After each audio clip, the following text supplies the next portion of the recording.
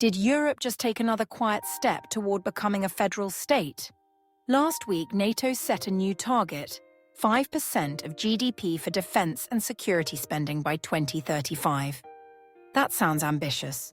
But for most European countries, it's not just ambitious, it's financially impossible. This isn't really about whether Europe wants to defend itself. It's about how it will afford to, and what that means for the future of the European Union. Because what's actually happening right now is part of a much older pattern. Every time Europe faces a crisis, the solution pushes the EU closer together. It happened after the Second World War. It happened after the Eurozone crisis. It happened during the pandemic. And now it's happening again, through defense. Let's go back to the beginning. The EU didn't start as a utopian project. It started as a way to make another European war impossible. Countries pooled coal and steel production, so no single nation could dominate the war industries again. That was 1951. Since then, each major treaty, from Rome to Maastricht to Lisbon, came out of a crisis, and each moved Europe one step closer to integration.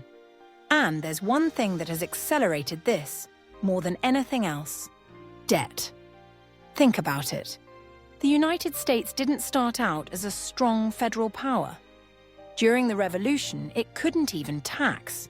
But once the federal government started borrowing to fund the war, it needed a way to repay those debts. That meant creating taxes. That meant power. Germany followed a similar path. Before the First World War, it was a loose patchwork.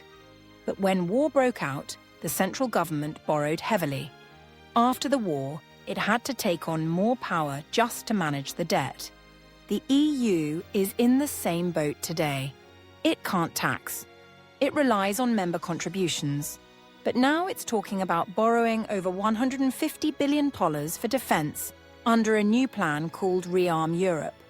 And once you borrow together, you start to build the machinery to repay together. Defense makes this even more powerful. Defense isn't just about money. It's about sovereignty. It's about who decides what's worth fighting for. And that makes this different from anything the EU has done before. Most countries can't hit the 5% target with their current budgets. They're already in debt. Raising taxes is political suicide.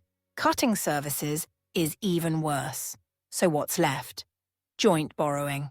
Denmark and Sweden, once part of the so-called Frugal Four, are now open to it. Austria is in recession. Only the Netherlands is still hesitant. And it's politically paralyzed. Quietly, almost imperceptibly, Europe is shifting.